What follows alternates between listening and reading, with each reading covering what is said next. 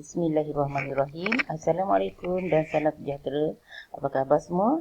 Jadi pada sesi kali ini, jom pasak sejarah bersama dengan cikgu. Di mana pada kali ini kita akan masuk bab baru, iaitu bab 7 tingkatan 4, usaha ke arah kemerdekaan.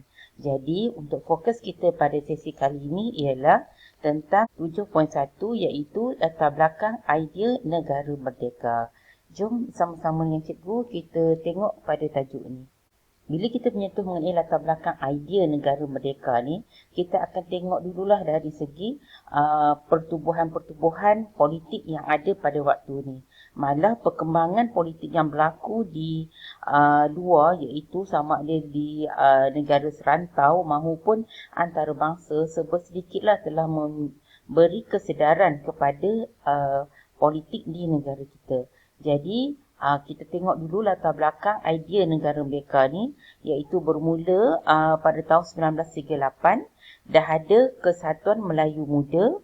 Kemudian pada tahun 1945, ditubuhkan pula Parti Kebangsaan Melayu Melaya. Dan pada tahun 1946, ada Angkatan Pemuda Insaf, Persatuan Kebangsaan Melayu Sarawak, ada Pergerakan Pemuda Melayu. Kemudian kita ada UMNO, iaitu United Malays National Organisation, iaitu UMNO lah. Dan kita ada Parti Kebangsaan Melayu Labuan. Dan akhir sekali kita ada MIC, iaitu Malayan Indian Congress. Ini adalah parti-parti yang ditubuhkan pada tahun 1946. Manakala pada tahun 1947 telah ditubuhkan Hizbul Muslimin. Dan pada tahun 1949 pula MCA telah ditubuhkan, iaitu Malayan Chinese Association. Dan pada tahun 1951, beberapa parti politik telah ditubuhkan, iaitu kita ada Parti Islam Setanah Melayu, iaitu PAS, dan yang kedua kita ada Independent of Malayan Party, iaitu IMP.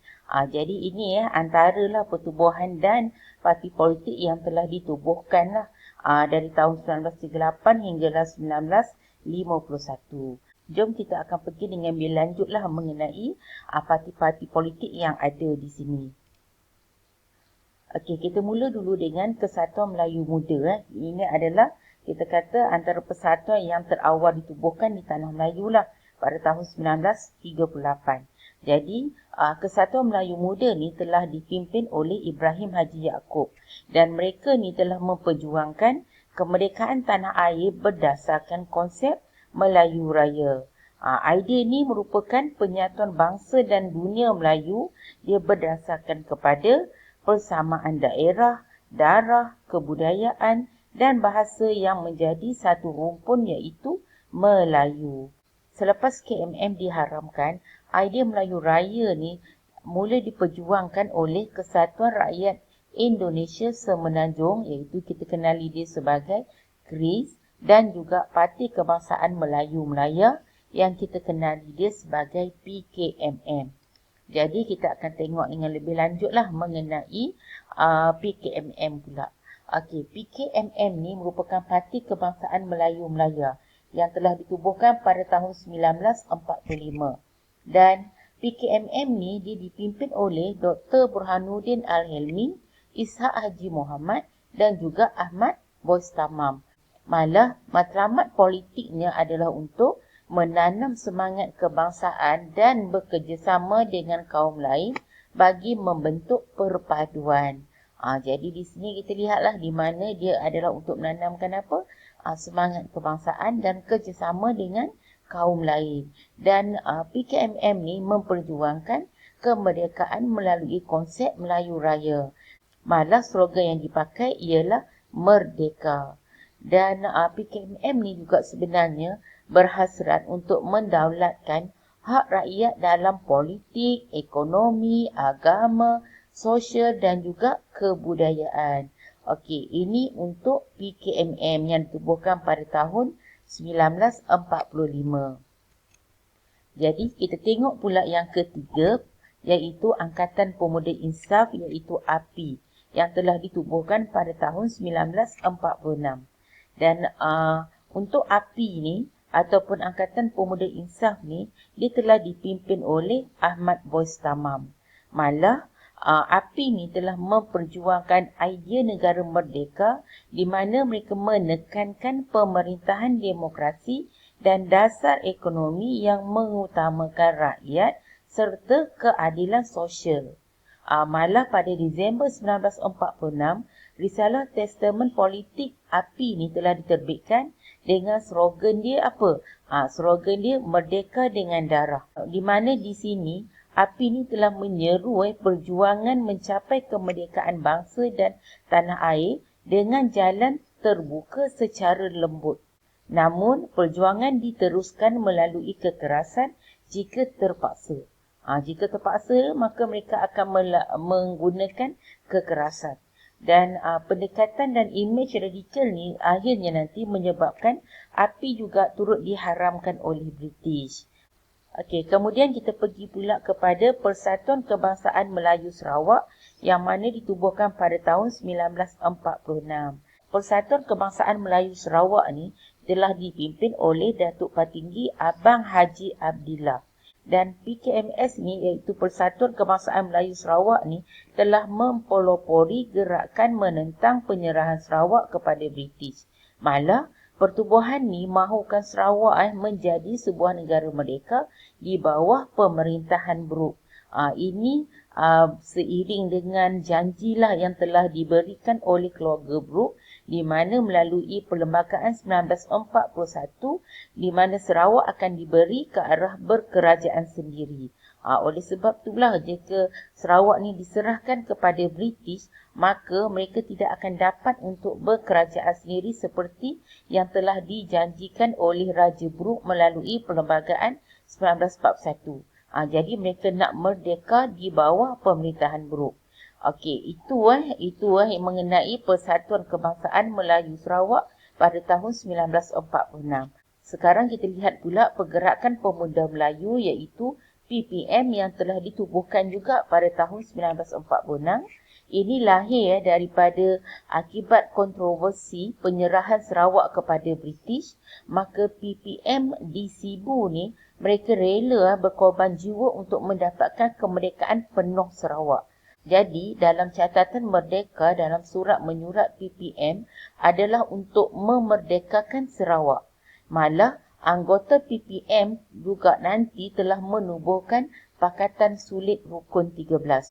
Rukun 13 ni, mereka ni telah nekat untuk membunuh Gubernur, pegawai British dan juga Datu Melayu yang mana yang menyokong penyerahan Sarawak. Malah, penubuhan Rukun 13 ni nanti kita kata telah membuktikanlah kebencian PPM ni terhadap kolonial. Ini kita lihatlah di mana dengan adanya Rukun 13 nantilah kita lihat di mana berlaku peristiwa pembunuhan Duncan Stewart yang merupakan Gubernur Sarawak pada waktu tersebut telah dibunuh oleh Rosli Robi yang merupakan ahli dalam Rukun 13 ni. Jadi itu untuk Pergerakan Pemuda Melayu PPM di Sarawak. Jadi kita pergi pula kepada UMNO iaitu United Malay National Organisation yang ditubuhkan pada tahun 1946. Okey, UMNO ni telah dipimpin oleh Datuk On Jaafar. Telah berusaha untuk menyatukan orang Melayu untuk mempertahankan hak bangsa Melayu dan kedudukan orang Melayu. Ini tujuan UMNO, nak satukan orang Melayu untuk mempertahankan hak bangsa Melayu dan kedudukan Raja-Raja Melayu. Malah UMNO telah berjuang menentang Melayan Union bagi memelihara status quo orang Melayu dan kedaulatan Raja-Raja Melayu dengan slogan Hidup Melayu. UMNO ni bila ditubuhkan, dia ada slogan dia. Slogan dia yang pertama adalah Hidup Melayu. Hidup Melayu ni membawa maksud apa? Memelihara dia lah untuk mendapatkan hak orang Melayu. Mengembalikan kedaulatan Raja-Raja Melayu. Disebabkan oleh melalui Melayan Union, kedaulatan Raja-Raja Melayu dan juga hak orang Melayu hilang di situ. Jadi mereka menuntut balik hak orang Melayu dan juga Raja Melayu. Dan pada tahun 1951, apabila Melayan Union dapat ditumbangkan, UMNO telah berjaya menumbangkan Melayan Union disebabkan oleh perpaduan di kalangan orang Melayu ni menyebabkan kemudiannya UMNO dia perlukan matlamat baru untuk meneruskan perjuangan dia. Akhirnya kita tengok pada tahun 1951, slogan UMNO telah diubah kepada Merdeka. Merdeka ni membawa maksud apa? Sekarang ni mereka nak memperjuangkan kemerdekaan tanah air melalui perundingan. Jadi nak mendapatkan kemerdekaan tanah Melayu melalui rundingan lah. Bukan melalui keganasan dan peperangan. Tapi melalui perundingan. Jadi itu kita nampak slogan UMNO ni ada dua. Pada peringkat awal nak menumbangkan Melayu Union, maka slogan dia adalah Hidup Melayu. Dan kemudian untuk mendapatkan kemerdekaan bagi tanah Melayu, slogan yang dipakai oleh UMNO ialah Merdeka. Okey, jadi itu tentang UMNO. Kemudian kita lihat pula kepada Parti Kebangsaan Melayu Labuan iaitu PKML yang juga ditubuhkan pada tahun 1946. Okey, PKML ni telah dipengaruhi oleh perjuangan PKMM untuk mendapatkan kemerdekaan di tanah Melayu. Jadi dia orang terpengaruh dengan perjuangan PKMM ni. Dan PKML ni telah dipimpin oleh Tengku Nordin dan juga Zakaria Gun. Dan parti ni menjalankan dasar tidak bekerjasama dengan penjajah dan menuntut Sabah dimerdekakan daripada British.